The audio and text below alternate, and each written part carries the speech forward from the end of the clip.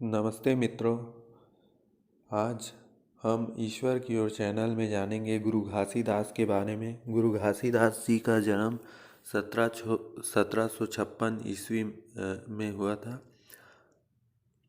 अंतर ध्यान अज्ञात, मतलब इसको भी अज्ञात माना जाता है कि कब हुआ था। ग्राम गिरौदपुरी, तहसील बलौदा बाजार, जिला रायपुर में पिता मंगूदास जी एवं माता अमरावतीन के यहाँ अवतरित हुए थे।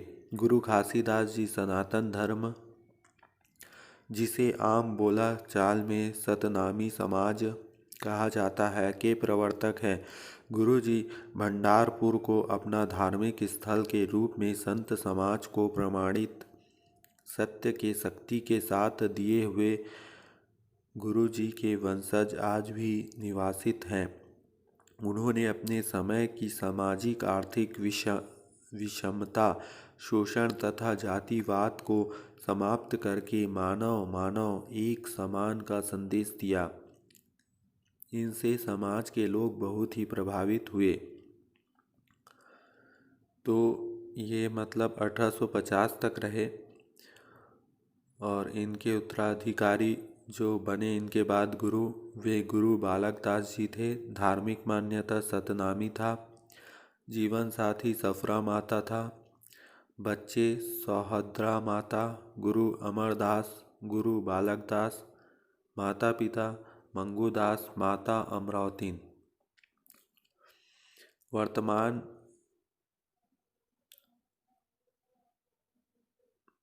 वर्तमान हरियाणा के नारनौल नामक स्थान पर साध बीरबान और जोगीदास नामक दो भाइयों ने सतनामी साध मत का प्रचार किया था। सतनामी साध मत के अनुयायी किसी भी मनुष्य के सामने नहीं झुकने के सिद्धांत को मानते थे। वे सम्मान करते थे लेकिन किसी के सामने झुक कर नहीं।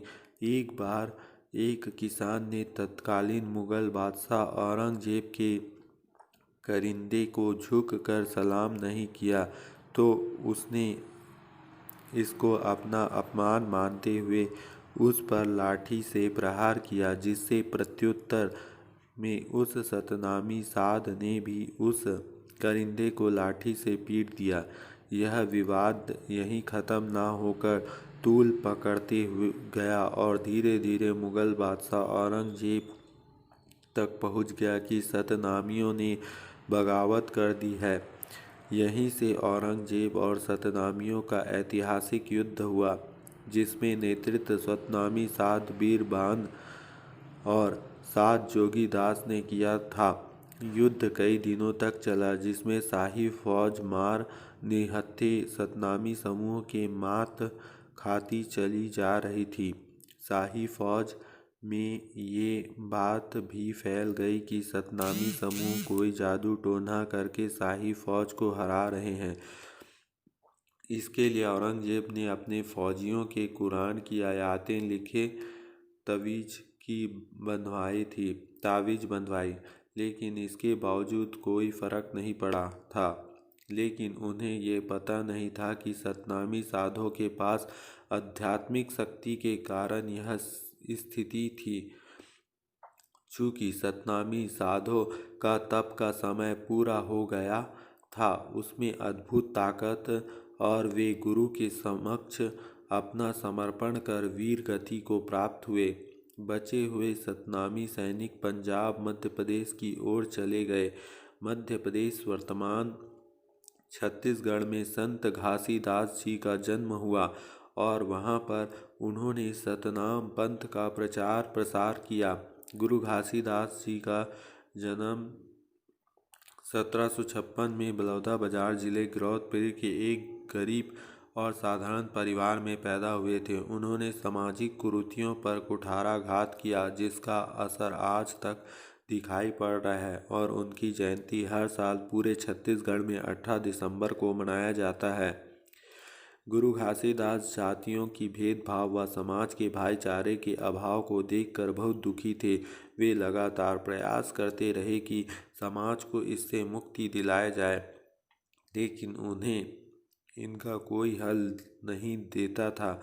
वे सत्य की तलाश के लिए गिरौदपुरी के जंगल की छाता पहाड़ पर समाधि लगाए। इस बीच गुरु घासीदास जी ने गिरौदपुरी में अपना आश्रम बनाया तथा सोनाखान के जंगल में सत्य और ज्ञान की खोज के लिए लंबी तपस्या भी की थी। गुरु घासीदास ने सतनाम धर्म की स्थापना और सतनाम धर्म की 7 सिद्धांत दिए। सतनामी समाज 1950 के बाद के आर्थिक और सामाजिक रूप से पिछड़े होने के कारण अनुसूचित जाति में शामिल कर लिया गया। गुरु घासीदास की शिक्षा। गुरु घासीदास बाबा जी के दीक्षा शिक्षा के संबंध में जितने भी जानकारी दी जाती है सब भ्रामक है। उन्होंने किसी से भी शिक्षा प्राप्त नहीं किया और ना ही कोई गुरु थे। बाबा घासीदास स्वयं महाज्ञानी थे। गुरु घासीदास बाबा ने समाज में व्याप्त जातिगत विषमताओं को नकारा। उन्होंने ब्राह्मणों के प्रभुत्व को नकारा और कई वर्णों में बांटने वाले जाति व्यवस्था को विरोध किया। उनका मानना था कि समाज में प्रत्येक व्यक्ति सामाजिक रूप से समान हैसियत रखता है। गुरु घासीदास ने मूर्तियों की पूजा को वर्जित किया।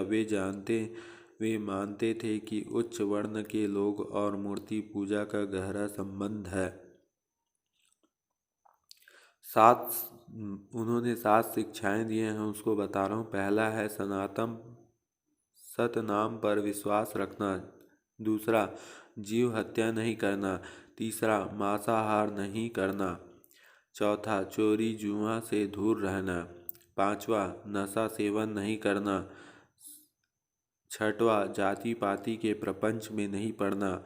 सातवां, व्यभिचार नहीं करना। और 7 चीज़ और है। पहला है सत्य और अहिंसा। सेकंड है धैर्य। तीसरा है लगन। चौथा है करुणा। पांचवा है कर्म। छठवां है सरलता। सातवां है व्यवहार। तो ये था उनका जीवन चरित्र।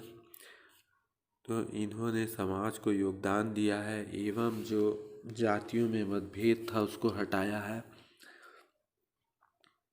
और जो ब्रह्म ज्ञान देते हुए मतलब आध्यात्मिक ज्ञान देते हुए लोगों को एकजुट किया और जो छुआछूत की मान्यता था उसको भी हटाने के लिए काम किया।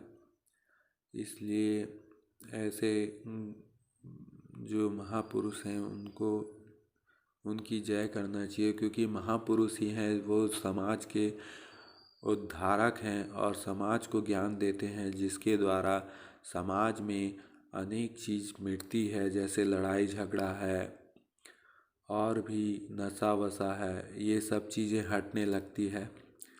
तो गुरु बिना ज्ञान नहीं, ज्ञान बिना आत्मा नहीं, गावहि वेद पुराण। बिना गुरु के आपको ज्ञान नहीं मिल सकता। गुरु बहुत ही आवश्यक है। जय श्री राम।